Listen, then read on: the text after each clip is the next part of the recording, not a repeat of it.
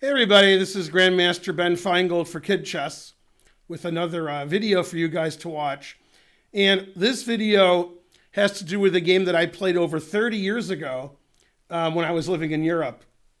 And this was one of my best attacking games, mainly because my opponent didn't defend correctly.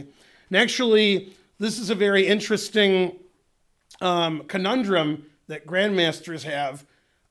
Put pressure on your opponent or just play safe and calm and wait for a mistake. And since I'm older now, this game was 30 years ago, I normally play sort of calm, not too exciting. I don't make many mistakes, and I wait for my opponent's mistake. But when I was younger, I played really aggressive and put pressure on my opponent. And a lot of times they couldn't handle the pressure because there's so many possible moves in chess. Sometimes you make a mistake. So in this position, I played a pawn sacrifice, pawn to d5.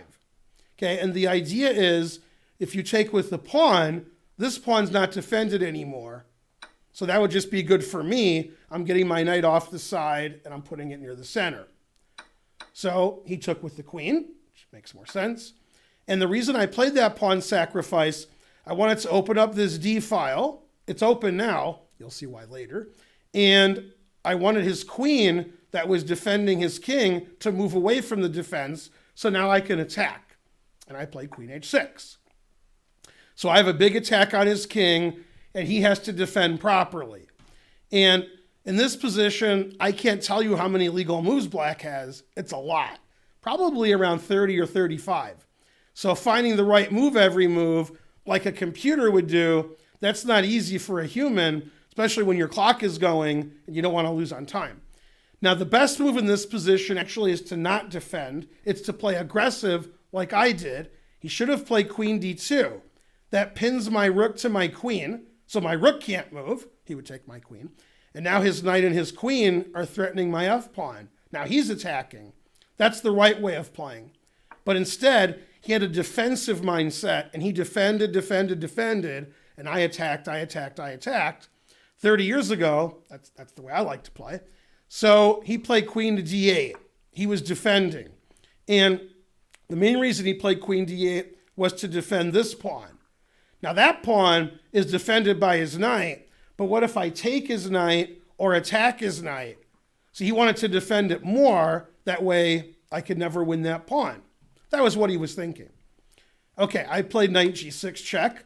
I showed you this pin earlier. Now we have this pin. Everybody's pinned. He can't take my knight. His pawn's pinned. He'd be in check. So he moved his king because he has to. And I repositioned my knight to a better square, knight f4. So I went knight h4, knight f4. The knight's much better on f4 than h4. Now my knight can go to h5, threatening checkmate. My knight's putting pressure on his pawn. And my knight's much closer to the center than it was on h4. Okay, now he was afraid that his king was exposed here and he wanted to defend this whole rank. So he played rook c7. That's a good move. And now, as you all know, maybe, I like Paul Morphy. Paul Morphy was the best player in the 1800s. He beat everybody. And one of the things he did that we still do today was he used all of his pieces. And as you can see, one of my pieces isn't doing anything. It's just sitting over in the corner. And I need him too. That's the rook on b1. So I played rook e1. Now I doubled my rooks over here.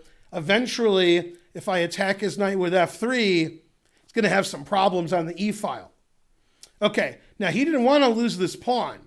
Obviously, if I play f3 and he moves his knight away, I have a lot of guys on his pawn. So he moved his pawn and he attacked my knight. I played rook d3, attacking his queen. If his queen moves to e7, for example, I could play knight d5, forking his queen and rook. Now, one of the maxims a lot of people teach in chess is to trade when you're ahead and to trade when you're getting attacked. If your opponent's attacking you with a lot of pieces, you would prefer they attack you with no pieces. The more pieces that are traded, the less they're attacking you. And he saw my queen here near his king and he got scared. He wanted to trade all the pieces, then I wouldn't checkmate him. So he played rook d7, trying to trade the rooks. Now the problem is his rook is defending here, so he can't really move his rook after I play knight h5. If he moves his rook, checkmate. So his rook is doing two things. It's saving his queen, and it's saving checkmate. Now in this position, he was very worried about his f-pawn, because I got two guys on his f-pawn. So if I play f3 attacking his knight, or I just take his knight, f-pawn's not defended enough. So he defended it, rook e6. And I was thinking, man, if this rook wasn't here, I could play queen g7 mate. That sounds like a good idea. How can I get rid of that rook?